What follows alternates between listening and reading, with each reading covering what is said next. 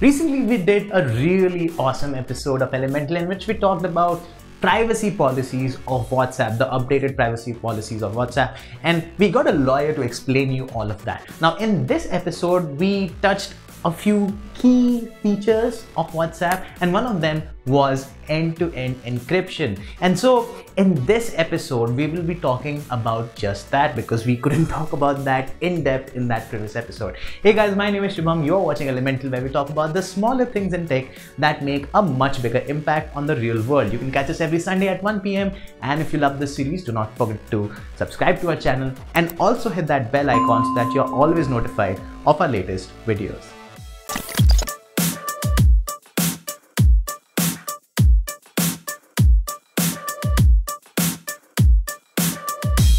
Look, encryption is nothing but making sure that the contents of a message that you are sending to a receiver are only accessible by you and the receiver, no one else, not even the messenger. And now encryption can be done in a variety of ways. So the simplest example that I can give you is just encrypting my name, that is Shubham. Now let's assume that I want to turn this into numbers. So A equals 1, B equals 2, C equals 3, so on and so forth. And if we use that particular way of encrypting this message, my name will appear something like this. Now, while it seems interesting, encryption has been used for at least a few hundred years, if not thousands. Now, encryption can be of two types: symmetric and asymmetric. Symmetric encryption is basically the example that I just gave you, in which you just require one key to access that message. Now, that key is basically me telling you the way to unlock the message. In that case, I have to tell you that in order to unlock the contents of this message, you'll have to turn the numbers into letters by using a simple formula. That's the key. Now, this method is fine as long as you trust the party or the person or the service that is delivering that message to someone else, because otherwise, if the person is greedy, they might want to snoop on you. And also, it's fine if you are delivering the message yourself personally, but then does it really make sense to deliver an encrypted message to someone who is standing right beside you? Anyway, the point is that through TV shows and movies and books, we have learned that we cannot trust anyone. Let's extend this into another example, and that is of sending an email. Let's say that you are sending a lovely email that is grammar checked and signed off with yours truly forever, and then you encrypt it with a single key. Now, to send it to another person, you'll have to trust an email server with a key to relay to the recipient along with the contents of the message. Now, just in case some malicious person or an eavesdropper or even an intelligence agency wants to snoop on you, it's fairly straightforward, because they just have to find a way to grab hold of that key to unveil the contents of the message. And the worst part is you wouldn't even know about it.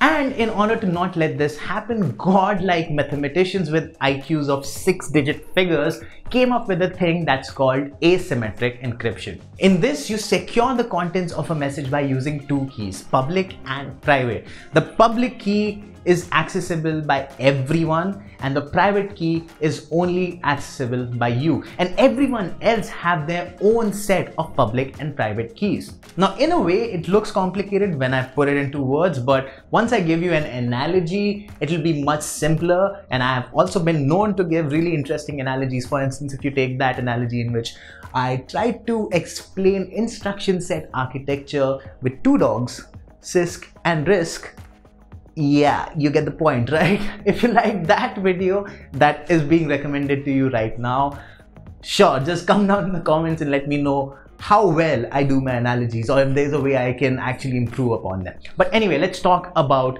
this particular thing. So yes, we know that everyone has their own pair of keys, public and private, but how do they really interact with each other? So a message that is locked by a private key can only be opened with a public key, and a message that is locked by a public key can only be opened by a private key. I know this is a bit confusing, but let's get down to the analogy. Let's assume that we are sending a snail mail. Anybody's address is public domain in a way, right? It's available to everyone you have shared your address with, or even if a person who stumbles upon your house on the way. So in a way, this is the public key in this particular analogy, but only the owner of the address has the keys to their mailbox. And this is the private key, the key that opens the mailbox. So if anybody sends me mail using a public key, that is my address, I can only access it using my own private key. And if I am sending a reply to that mail, there's always a sender's address on that mail. So that's their public key. So I can use that to reply to it, and they can only open it using their private key, that is their key to the mailbox. Now the strength of the whole process depends on how well you guard your own private key. Now let's come to the real world, okay? Let's ditch the analogy and let's talk about how this applies to instant messengers. We have two people, A and B, who are ready to send messages, and they have exchanged their set of public keys with each other. The private keys, well, they are stored on their respective devices. Now A wants to initiate a conversation, so he types a message, encrypts it with the public key of B, and then sends it to B. B uses her private key to decrypt the message. Here, the server has no track of the contents of the message, as it doesn't have the access to private keys. And also the keys, or the ways of encrypting and decrypting messages, is incredibly complicated, and this is actually the more interesting part. They use really clever mathematics and mostly prime numbers. So let's assume that I ask you to multiply two prime numbers, 29 and 37.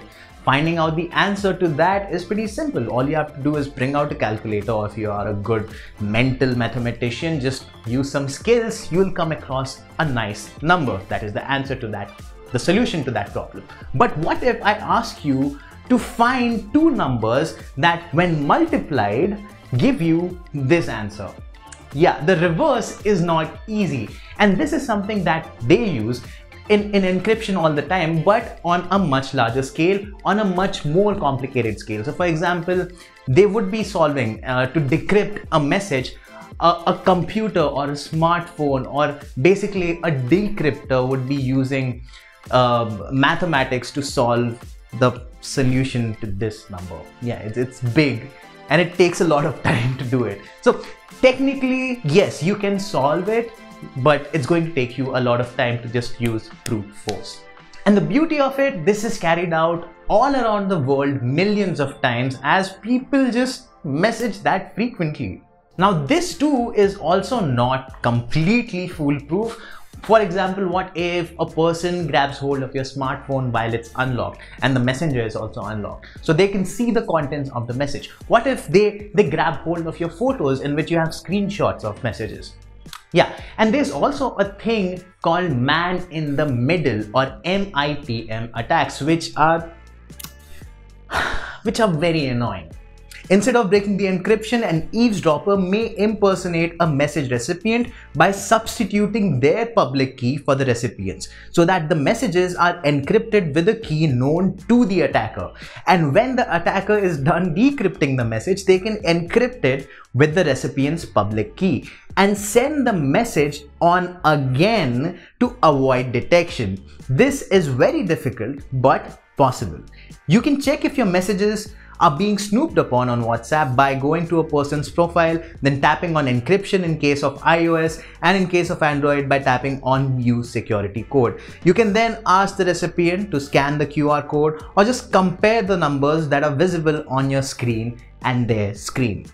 I really hope that this video and the contents of this video really helped you out in understanding end-to-end encryption. Yes, it is a bit of a mess, it is a bit of a complicated topic, but it's a lot of fun to understand. And as always, I have dropped some further reading or further viewing links in the description, so that if you're done with this video, you can just satisfy your curiosity.